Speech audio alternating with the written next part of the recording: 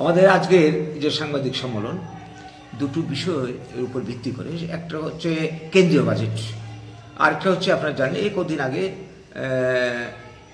কেন্দ্রীয় অর্থ কমিশনের পক্ষ থেকে, ষোড়শ অর্থ কমিশন পক্ষ থেকে কয়েকজন প্রতিনিধি ত্রিপুরা সফর করেছেন, সারা দেশ তারা সফর করছেন।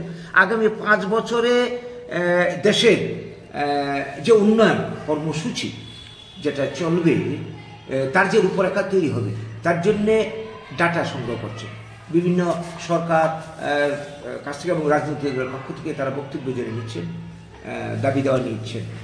এই দুটো বিষয়কে কেন্দ্র করে আমাদের আজকের সাংবাদিক সম্মেলন। প্রথম যেটা বলতে চাইছি যে কেন্দ্রীয় যে বাজেট যেটা পেশ হলো গত পরশুদিন, এই বাজেট ভালো করে যদি কেউ স্টাডি করে বলতে পারবে যে এটা গতানুগতিক বাজেট। অন্যান্য বছর যে স্টাইলে বাজেট হতো সেই ধরনের বাজেটই এবারও পেশ করা হয়েছে। কেউ বলছেন এই বাজেট, এবারের বাজেট হচ্ছে নির্বাচনমুখী বাজেট। নির্বাচন আমাদের দেশে লেগেই থাকে। এই তো সামনে রয়েছে দিল্লির বিধানসভা নির্বাচন, তারপরে এই কদিন পর হবে বিহারের বিধানসভা নির্বাচন। তো শাসক দলের টার্গেট এখন ক্ষমতায় রয়েছে দিল্লিতে, দেশের ক্ষমতায় রয়েছে বিজেপি। আগে যখন কংগ্রেস ছিল বা রাজ্যের যে সিপিএমের সরকার ছিল, অন্য দলের সরকার ছিল, প্রত্যেকের টার্গেট নির্বাচনে জেতা, মানুষের কল্যাণ, এটা একটা উপলক্ষ মাত্র। এবং প্রত্যেকের যে অর্থনীতি, এই অর্থনীতি বাজেটটা ডিপেন্ড করে অর্থনৈতিক দৃষ্টিভঙ্গির উপর। প্রত্যেকের অর্থনৈতিক দৃষ্টিভঙ্গিটি পুঁজিবাদী। কংগ্রেস পুঁজিবাদী অর্থনীতি বিশ্বাসী, বর্তমানে যারা বিজেপি পাওয়ার আছে এরাও পুঁজিবাদী কর্পোরেট অর্থনীতি বিশ্বাসী। সকল যারা বামপন্থী বলে নিজেদেরকে পরিচয় দেয় তারাও ঘুরিয়ে ফিরে সে পুঁজিবাদী বিশ্বাসী। আমরা অতীতে তাদের শাসন দেখেছি, বর্তমানে দেখছি। এই জায়গায় দাঁড়িয়ে আমরা স্বাধীনতার 78 বছরের যে চিত্র দেখছি, এই দেশে এত সম্ভাবনা থাকা সত্ত্বেও অর্থনীতিতে দেশ মানে যতই ঢাকঢুল পেটাক যে খুব প্রগ্রেস হচ্ছে, কিন্তু আমরা কি লক্ষ্য করছি দেশের মধ্যে একটা উল্লেখযোগ্য সংখ্যায় মানুষ এখনো দারিদ্র্যসীমার নিচে বাস করছে, অর্ধেকের বেশি মানুষ। কর্মসংস্থানের অভাবে কোটি কোটি বেকার, আমার এই রাজ্যে লক্ষ লক্ষ বেকার দিন দিন বেড়ে চলেছে, অপুষ্টিতে ভুগছে, রোগে ভুগছে, ইত্যাদি সমস্যা কিন্তু লেগে রয়েছে, দরিদ্রদের ব্যবধান বাড়ছে। এই সিস্টেমের মাধ্যমে যে বাজেট এইবারও যেটা হলো, এই বাজেট মধ্যবিত্ত কিছু সংখ্যক মানুষের ক্ষেত্রে আমরা দেখেছি কিছু কর ছাড় দেওয়া হয়েছে। আর কি করেছে বলুন? কিচ্ছুই করেনি। সমাজের যারা নিচের তোলা মানুষ, শ্রমিক, কর্মচারী, বেকার, তাদের জন্য তো কোনো দিশা নেই, কোনো কর্মসূচি নেই। তো এই বাজেটে আমাদের কি লাভ হবে? জিনিসের দাম বাড়ছে হু হু করে, এই ব্যাপারে কি দিশা আছে, কি পদক্ষেপ আছে? কিচ্ছু নেই। কাজে এই ধরনের বাজেট দিয়ে আমরা কি করব? তাই আমাদের বক্তব্য, এই ক্ষেত্রে আমাদের বক্তব্য দৃষ্টিভঙ্গি চেঞ্জ করতে হবে, অর্থনৈতিক সিস্টেম বদলাতে হবে। আর নইলে এই ধরনের বাজেট দিয়ে কোনো লাভ হবে না। জিনিসের দাম দেখবেন একই জায়গায় বেড়ে চলেছে, বাড়বে আরো।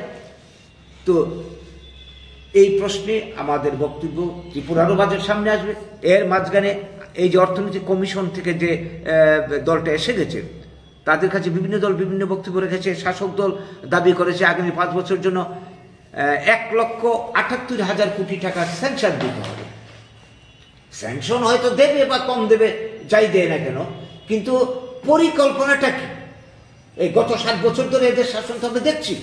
কথা ছিল ওদের ঘরে ঘরে চাকরি, স্কুলে চাকরি, বছরে 50,000 চাকরি, ইত্যাদি ইত্যাদি, 199টা প্রতিশ্রুতি।